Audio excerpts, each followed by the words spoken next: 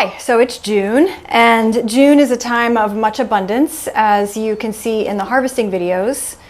And what I'm going to do today with you is go through each of the ingredients in your box. And the first one I want to talk about is oats, because this is the most abundant herb right now for us.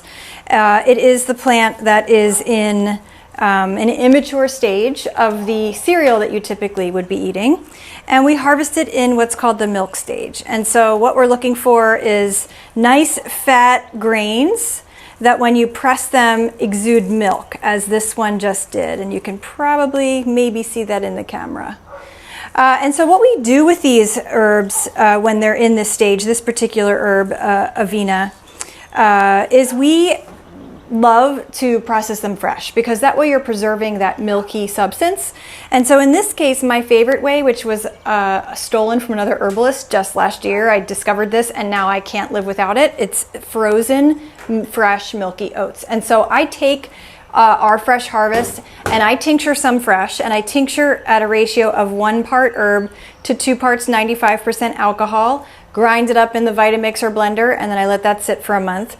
Or glycerin, 1 part herb to 2 parts glycerin, grind it up and let that sit. You don't have to add any water because there's plenty of water in the herb itself. But what I love, as I said, is to just freeze it. And so when you freeze it, you can use a little bit each day to incorporate into your daily life. And so what I'm going to demonstrate for you is making a quick fresh frozen smoothie. And so what we do is we take about, I'm going to just be very loose, about a 1/4 cup or so of the fresh oats that have been frozen, so I just keep them in the freezer all year. Add about a pint or so of water. Grind it up.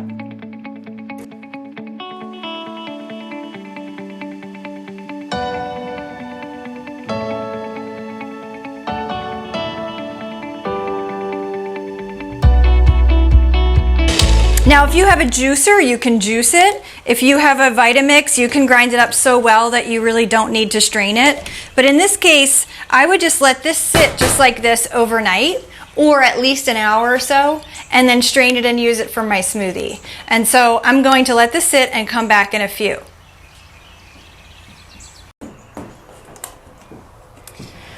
Okay, so I've let this soak overnight. And now it's time to go ahead and use it in my morning smoothie. And so I'm just going to use my favorite thing for straining, and that is my French press. So I'm going to go ahead and pour this off into my French press.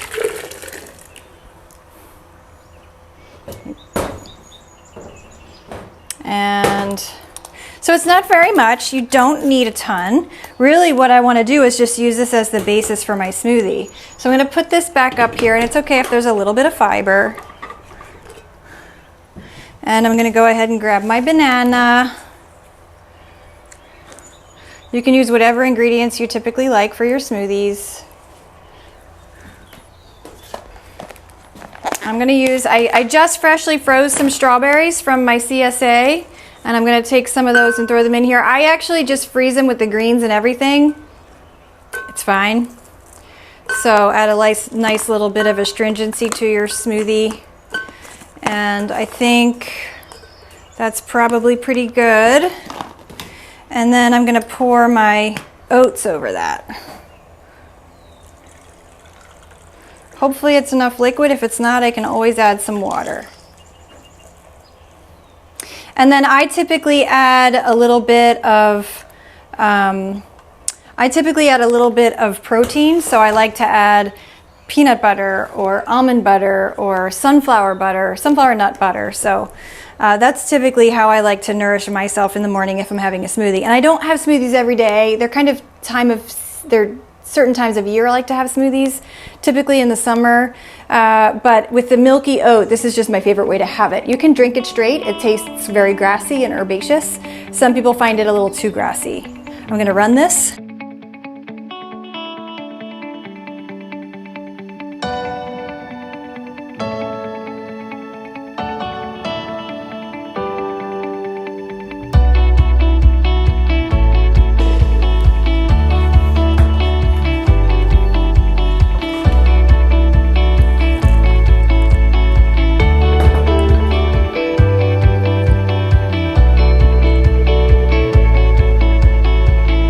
so refreshing.